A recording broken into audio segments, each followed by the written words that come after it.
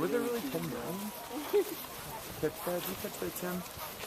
When he said 100 million, 106 Spanish took over 10 million Incas? Oh, yeah, I don't know. I think those numbers are never close to accurate. They're 10 million. I mean, I think it was one of like those things where it wasn't even a battle. They just kind of totally surrendered. Just saying, you know, assume that they were like gods, basically. Were there really 10 million here? Oh. Sacrifice. Garden, sacrifice. Yeah, he's still. Football. Basketball, volleyball. I don't know. No, it's maybe not sports. What do you think would be? Headball. Oh. Amphitheater. This was the place where the rituals, ceremonies, celebrations, parties in Incan time. A lot of people would be over here with headdresses, costumes. Nice, of course, panpipes, flutes, just enjoying fun time. And here was the place. Sacrifices of llamas and alpacas in rituals, of course. This is the place where every year, June 21st, winter solstice, we have the celebration of the sun's party. Like in ancient times, now we do it here. This is the place. Visitors are all around here, yeah? This is the place. Look at the zigzag walls like the lightning shape. And on the right-hand side are maybe the smallest rocks. On this left-hand side, in a moment we'll see the tallest ones, the heaviest ones. This archaeological site is known like the Lego game of Incas, because they fitted and joined the rocks one by one. It was very hard for them, but they did it because meteorites, yeah, the meteor pieces. We are going to walk, I'll show you the stonework, how to do you recognize the rock? I think she's saying they used the meteorites as like shaping tools because they were so much harder than any of the other rocks. Oh. That makes sense. Okay. Did you already come here today, Ellen? I was part of the members on the digging at the right-hand side, yeah? I did it last year from September, October, and November. And after that, we stopped because the rain was so heavy. That's the reason why they protected with all the roof, because were found a lot of pieces, stonework, pottery, bones, beautiful artifacts. 44 obsidian arrows were found all around that place. Now the guards are just protecting that place because some people would steal the pieces, yeah? Until next April, we'll stop all the work because it's raining, too heavy rain. Yeah?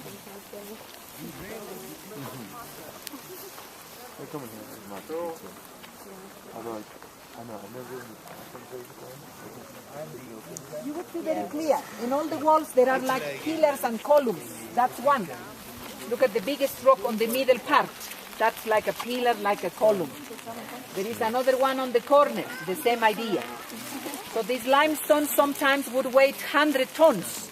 But I'll show you the tallest one. It's over there. I wish that they're not all yellow. Yeah. That kind of makes me happy. Yeah. I had a choice.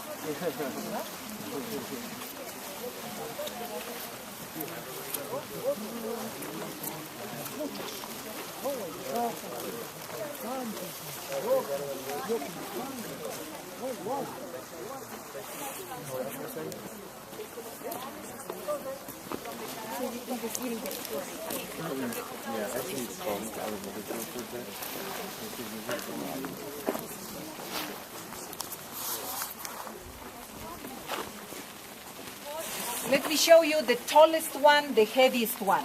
Is this one on the corner. You have to know that underneath, underground, are still 3 more meters. That's the foundation. This is the wall that was always exposed. Why Spanish didn't destroy? They destroyed, but only the top. About 2 meters the top was destroyed by Spanish. They took off the rocks, they rolled down to Cusco to build the colonial houses and Spanish houses. And unfortunately now we would see just 6 meters tall. 6 meters tall, this one plus 3 underneath, underground means 9 meters tall. All the volume of this rock would weigh 128 tons. That one 80 tons, 110 tons. The The next one's over there, 70 tons. So it's amazing. Where was the quarry? Behind you, behind the eucalyptus trees, the green bushes over there, it's a mountain in which place is located the quarry. How did the Incas brought the rocks all the way to this place? 128 tons. How many people? Hundreds, thousands. They start in 1350. They finish 1438. It means 88 years all the time that they needed for to build this archaeological site, plus 16 which are all around these mountains and hills. This is the principle. That's the reason why we're visiting this place. How did they split the rocks? Come over here. You would see very clear that here is a natural being, a natural fracture. Incas have to measure with fingers, arms, and body. They had to carve little holes following all these natural fractures. Carving the holes with meteorites, and after they need to introduce a wooden stick piece inside of the hole, and later on water. Water would expand wood. That's the simple way how they split the rocks. Waiting, patient people with passion, they did it. Long weeks, days, months probably took to them to split the rocks. And after, to carve and polish the rocks. That's the reason why they fitted and joined the rocks, not like at the other places that we visit. Rectangle or square pieces, no. This is like Lego game. What's inside? Concave and convex rocks, male and female stones. That's the way how they match it perfectly, because they need to support the earthquakes. It's very complicated to get off, to took off the rocks from the walls. That's the reason why Spanish took a long time to destroy. Finally, 1650, they say, no more. We would quarry in other places. This is too hard. And that's the reason why they didn't destroy totally.